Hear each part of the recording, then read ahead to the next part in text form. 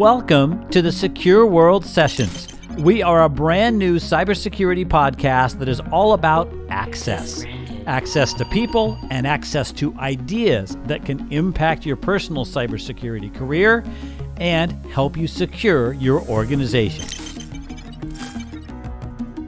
My name is Bruce Sussman, Director of Content at SecureWorld, and I'm also your podcast host. In today's session, we're opening the file on bug bounty programs, and not just any program, but the largest vendor-agnostic bug bounty program on the planet. I'm talking about the Zero-Day Initiative. The impact is significant. If you think about it, every patch that's coming out, and especially when it comes to a lot of the enterprise software and the operating system stuff, is being fed by bounty programs. That is Brian Gorenc, and he runs the Zero-Day Initiative. He's also Director of Vulnerability Research at Trend Micro, and he is our featured interview today. Now, we're asking Gorenc about how the program works, what determines how much the program pays for any particular bug, and the range of payouts. We also asked what motivates white hats to do all of this sleuthing around.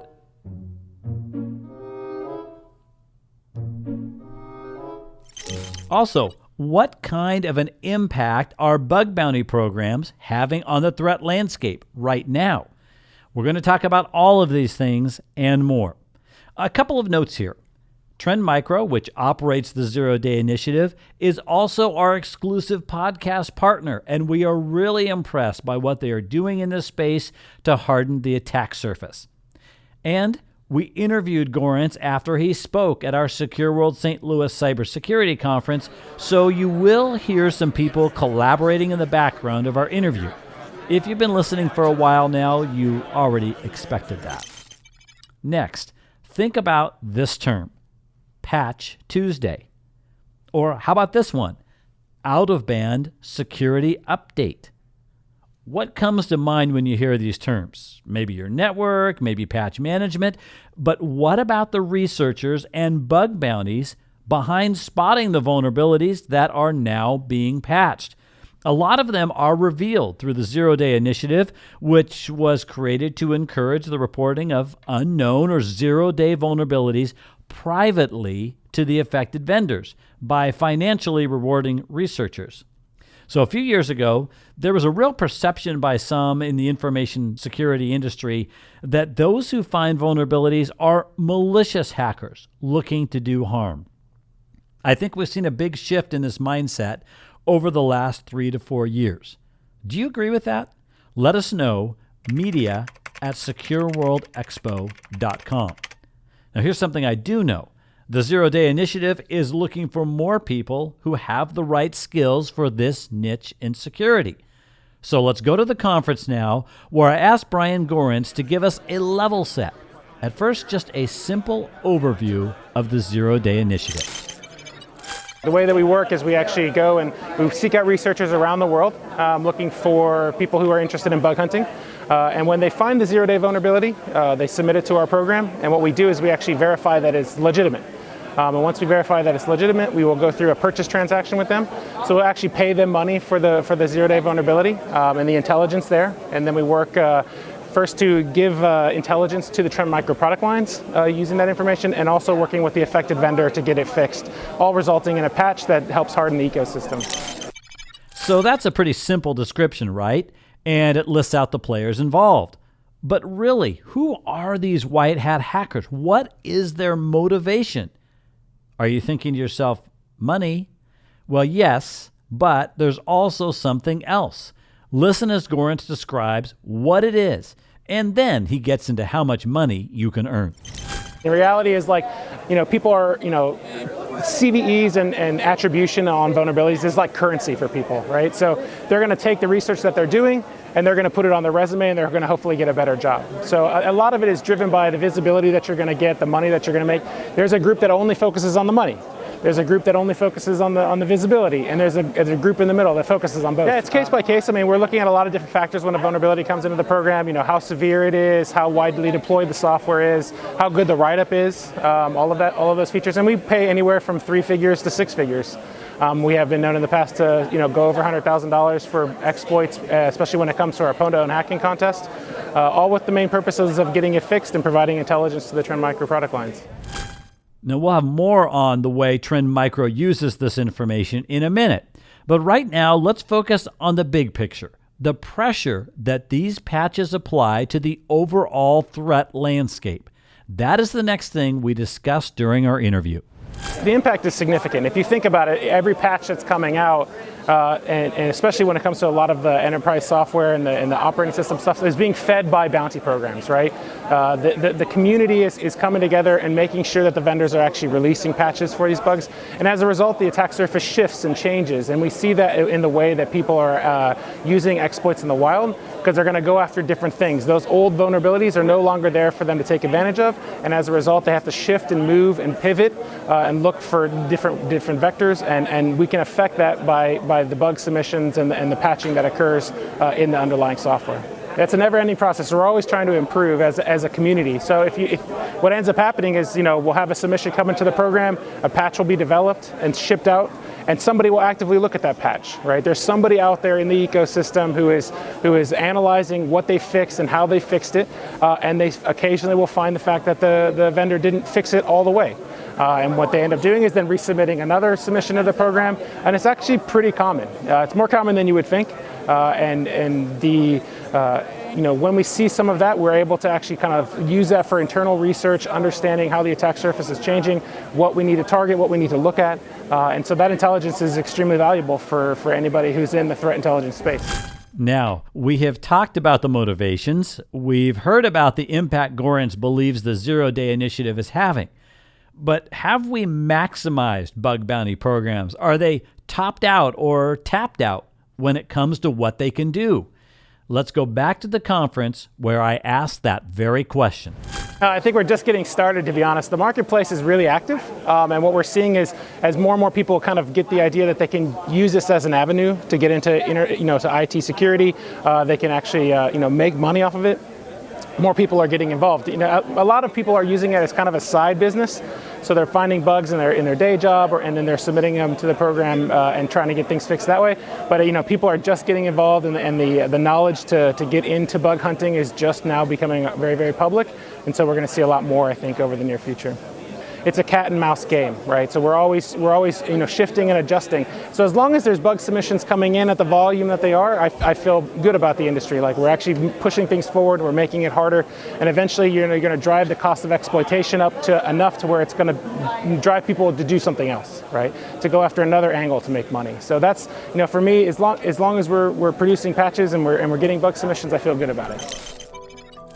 It sounds like a fun gig, doesn't it? I mean, you are one of the first in the world to learn about vulnerability after vulnerability, and then you can issue patches against them right away. Now, Gorenc mentioned to me that the Zero Day Initiative folks and Trend Micro's Intrusion Prevention Service folks actually share an office. So a bug report comes in, a filter developer creates a patch, and then it gets pushed out through the IPS called tipping point. Now, at Trend Micro, they call this a digital vaccine, so think of it as a virtual patch with functionality that protects vulnerable systems from compromise when those host-by-host patches have not been applied, or maybe they do not yet exist from the vendor, and that's often the case. One other interesting thing about this entire process is that these suddenly created filters are given innocuous, kind of meaningless names, at least meaningless to the outsider, and they're encrypted to prevent reverse engineering. So this gives the vendor with a vulnerability time to privately develop a patch for its customers. Now that is some excellent work. Moving on, I had one last question for Brian Gorenc. I ask almost every guest on the SecureWorld Sessions this question. Here we are talking at a SecureWorld conference. Why are you here? Why does it even matter? A lot of it is networking, right? It all comes down to your network and who you know you can reach out to somebody when you need help, right? And that's what the value is for conferences for me is getting together with the community, understanding what's going on, seeing what other people are facing, how are they approaching the problem, what can I do differently, what am I not thinking about? That's what I love about conferences. You get to meet a lot of interesting people, and for us, when we're out looking for researchers, we get an idea of what's driving them, like what is the purpose of their bug hunting or the defense that they're trying to put into place, and that's what is extremely valuable about these conferences, and that's why I love coming to them. So you can tell that he loves collaboration, and that really got me wondering, is collaboration what brings security leaders and professionals to SecureWorld 17 regional cybersecurity conferences, or is it something else? Well, SecureWorld Vice President Brad Graver is here now. Hi, Brad. Hi, Bruce. And I know that you travel to most of our conferences in a given year. What have you been hearing about why people, make time for it when we've got a lot of things to do in life and at the office, right? Sure. Well, first of all, it's an easy way to rack up some airline miles, that is way. True. So, but yeah, I think let me take a step back and address kind of conferences in the security space as a whole. As I'm paying attention to that environment, every conference markets itself as the place to come network, the place to come get education. And, oh, by the way, we offer CPEs. Well, as you know, and as our listeners who attend know, we do all those things as well. However, we differentiate ourselves, I think, a little bit deeper. And this is coming from attendees, our advisory council, and other attendees that have shared stories with me. So this is basically what you're hearing when you're at the conferences. Correct. It's a fantastic opportunity for people to come and learn about different aspects of security departments, because we attract all different levels, from the executive down to, there's no down, but you know what I mean, different roles within that security department.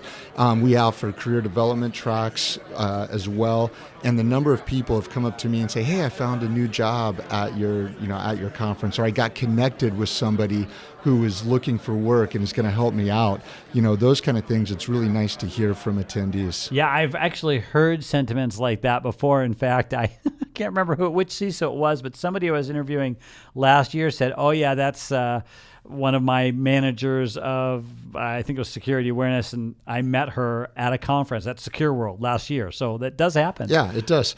And in regards to education and training, we just don't say that as fluff. We put and go into great lengths into making sure our agenda is relevant in today's topics.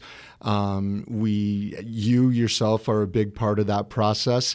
In fact, that could be an interesting podcast as to what goes on behind the scenes and pulling an agenda together. So I think that we just don't, I know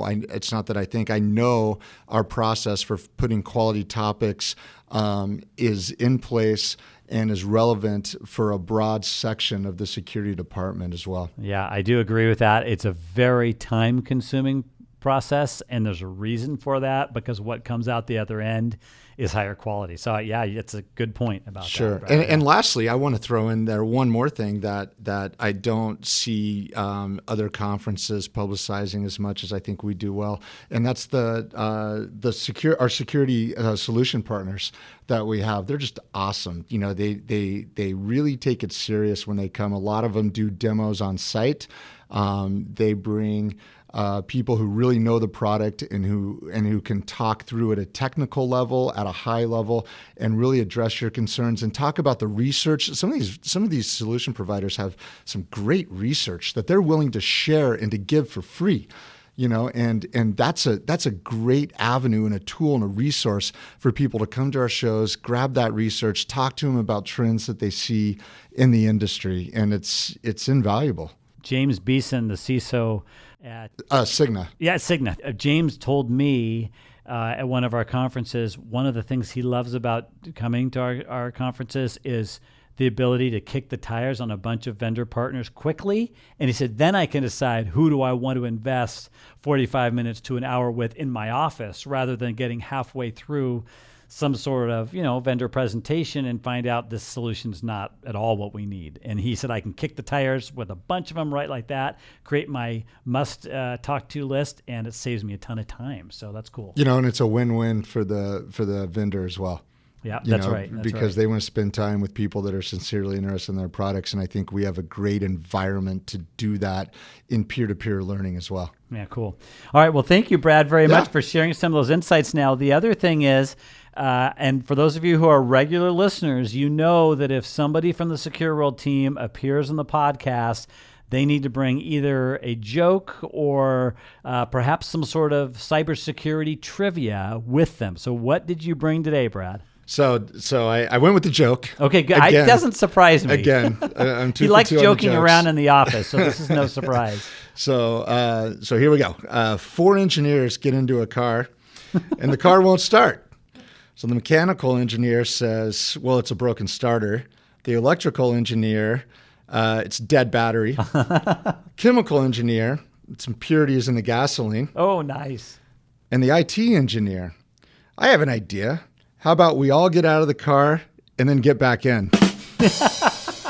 So that kind of falls into the category. If you can't laugh at yourself in your own industry, then what can you do? That is fantastic. That is a good one, actually. I'll have to use that sometime during a presentation. Very good. All right, Brad Graver, Vice President of SecureWorld. Thanks for being here today.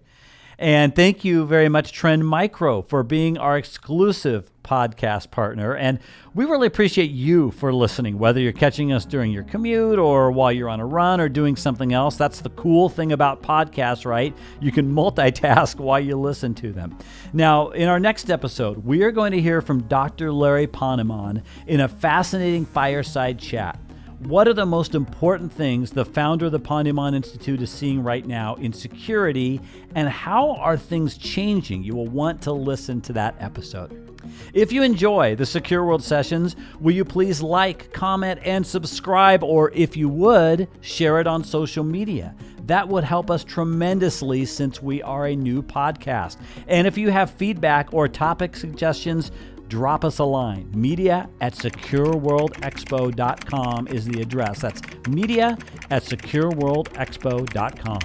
On behalf of the SecureWorld team, I am Bruce Sussman, your podcast host, and we'll catch up again on the next episode.